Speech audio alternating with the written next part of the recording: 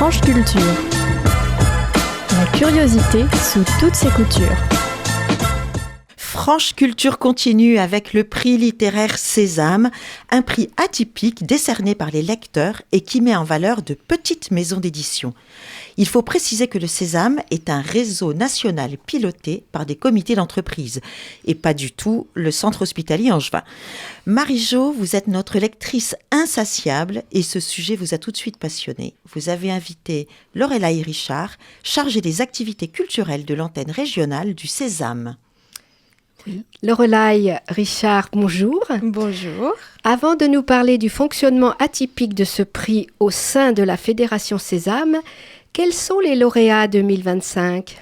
Alors, pour le prix roman, nous avons Cyril Gély et son roman Le dernier thé de Maître Soho, qui a été vraiment très très apprécié par tous les lecteurs.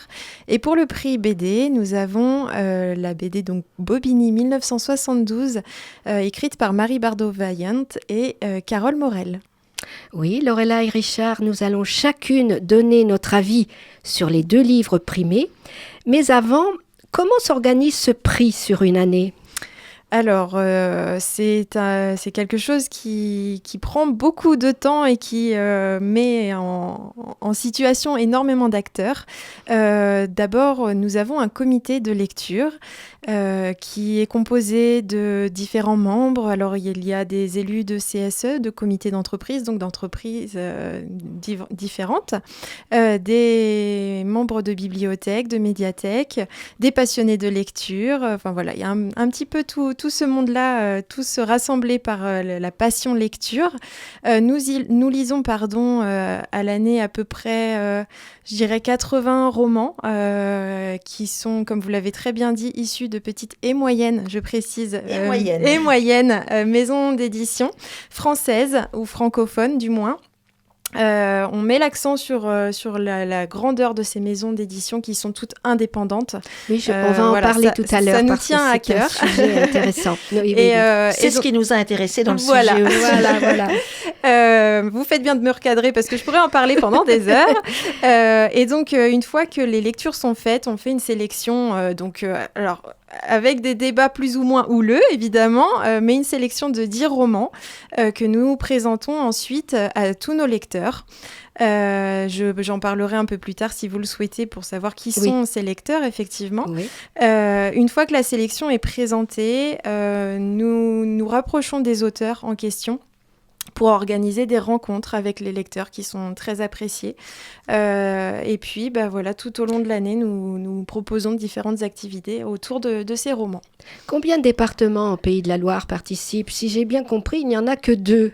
Alors, dans la sélection, dans la création des prix, effectivement, il n'y a que 2 départements par souci de logistique. Nous mettons l'accent, en fait, sur l'importance du présentiel dans le choix des BD, des romans, parce que comme je l'ai dit, les débats sont importants. On aime bien parler en profondeur de nos choix, de nos sélections. Donc on est basé sur Nantes et Angers, donc Maine-et-Loire et Loire-Atlantique. Par contre, en termes de lectorat, on parle bien de tous les pays de la Loire et même, ça va au-delà des pays de la Loire, c'est bien au national. Voilà. Et combien il y a de bibliothèques en Maine-et-Loire ? Il y en a 30, si j'ai bien C'est ça, lu. Qui participent... 30 bibliothèques ? Oui, tout à fait. Et à peu près 65 entreprises Alors, seulement en Pays de la Loire, parce qu'on là, on ne va pas parler du national, ce serait bien trop important, mais en Pays de la Loire, il y a 65 entreprises qui participent. Et comment votent les lecteurs, alors ? Alors, jusqu'à il y a quelques années, les lecteurs avaient pour objectif de lire les 10 romans de la sélection. Sauf que, comme je le disais tout à l'heure, on a un petit peu de tout en termes de lecteurs. On a des lecteurs de bibliothèques qui ont le temps, qui s'investissent largement dans leur lecture et donc, grand bien leur fasse, ils lisent les 10 romans. Par contre, les lecteurs d'entreprise, eux, ils n'ont vraiment pas le temps. Les romans ne circulent pas très bien forcément. Donc, on les invite à lire 3 romans au minimum. Alors, s'ils peuvent lire les 10, tant mieux. Vraiment, c'est super. Et sur les 3 romans, sur les romans qu'ils lisent, on leur demande de faire un top 3. Ils vont choisir quel est le roman qui va arriver en premier, en deuxième, en troisième, et en fonction des retours que nous avons, c'est comme ça qu'on fait le lauréat. Et combien il y a eu de votants cette année alors ? Alors ça, c'est toujours un chiffre un peu traître, parce que cette année, donc en 2025, il y a eu 3500 votants à peu près. Ah oui, c'est mais impressionnant. Il faut considérer... 3500 En Pays de la Loire. En Pays de la Loire. Ah oui, c'est énorme. Ah oui, oui. Alors, non, justement, parce que il faut considérer qu'il y a à peu près le triple de lecteurs. Il y a seulement, le tiers des lecteurs qui votent, alors que si chacun prenait le temps de voter, il y aurait encore davantage on dit qu'il n'y a plus de lecteurs en France. Ah, alors si. C'est pas possible. Alors, Lorelai Richard, parlons maintenant des éditeurs et des auteurs. Quels sont les critères de sélection des éditeurs ?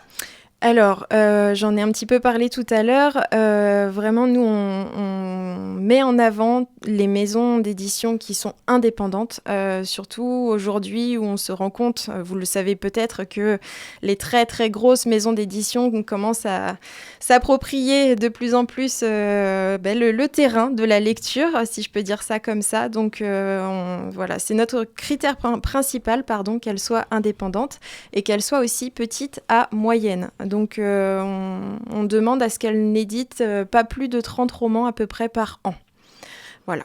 Ça représente combien de maisons d'édition en France, ça ? Est-ce que vous avez une idée ? Alors, j'aurais pas le chiffre exact parce que même les éditeurs avec qui je suis en contact sont incapables de le dire eux-mêmes. Il y a tellement de mouvements. Oui. De rachats ou alors de fermetures. Enfin, c'est en perpétuel mouvement, mais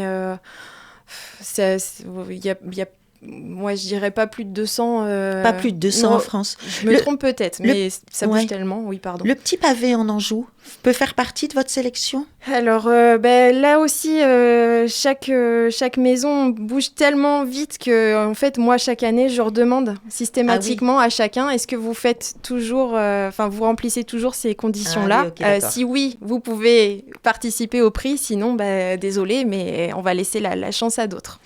Voilà. Et les auteurs, vous faites des rencontres, des débats ? Vous en avez organisé ? Oui. Alors, on essaye de rencontrer chaque auteur, ou presque, de la sélection.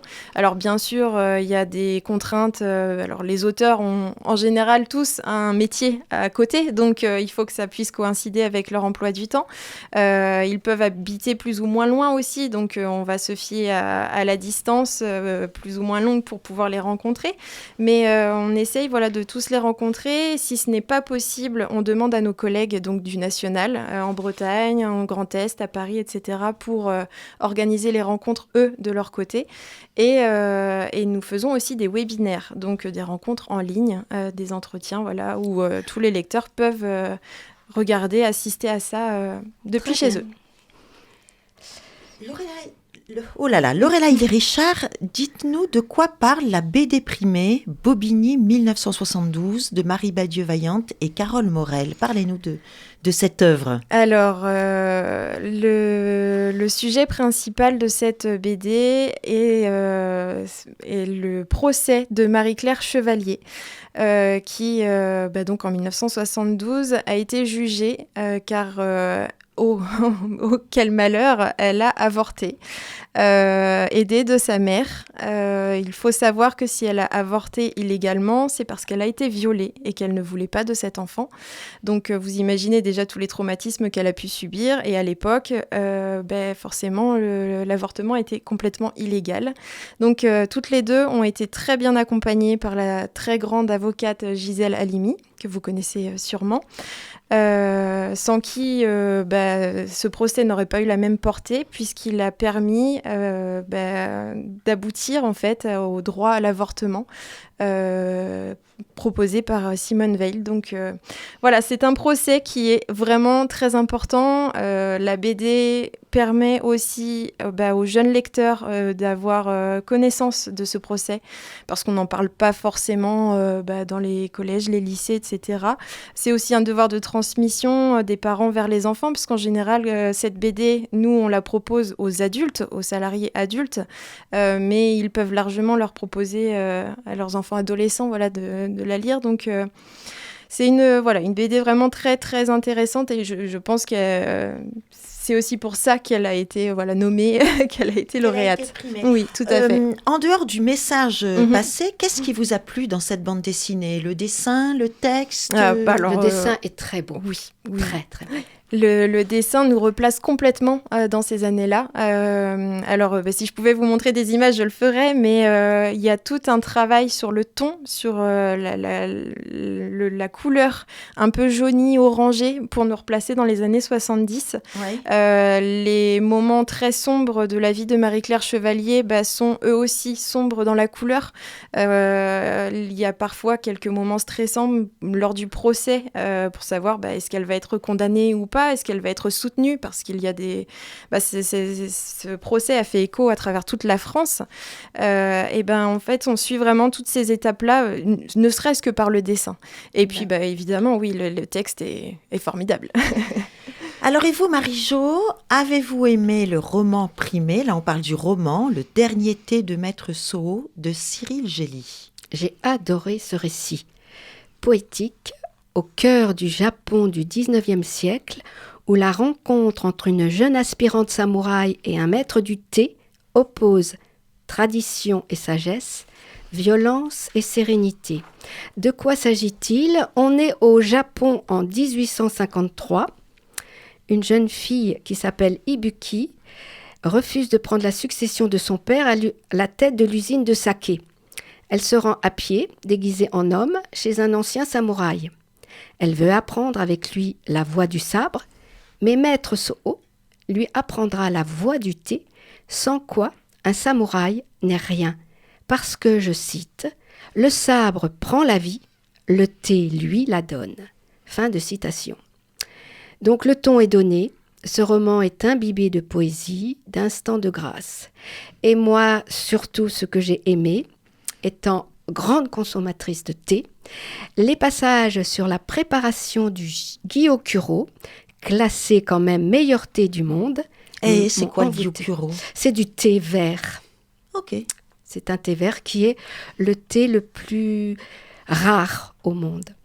L'histoire est magnifique, touchante, en plus, même si elle est prévisible avec ce titre, qui est donc le dernier thé de Maître Soho. On connaît la suite dès le début du roman. On connaît la fin. Oui. Lorelai et Richard, après tout ça, j'ai une question à vous poser. Est-ce que ce prix, avez-vous le sentiment que ce prix aide vraiment les petites et moyennes maisons d'édition à se faire connaître, à perdurer ? Parce qu'il y a, on l'a senti dans votre discours tout à l'heure, une certaine fragilité de ces maisons d'édition. Oui, absolument. Alors, je ne vais pas vanter tous les mérites de Sésame dans le succès des maisons d'édition, mais je dois quand même le notifier qu'on a repéré de très beaux romans de petites maisons d'édition à l'époque qui sont devenues grandes maintenant. Et forcément, on est un peu fiers d'avoir participé à ce succès. Ça permet quand même d'augmenter leur vente de centaines, voire milliers d'exemplaires à travers toute la France, ce qui n'est pas rien pour ces petites et moyennes maisons d'édition.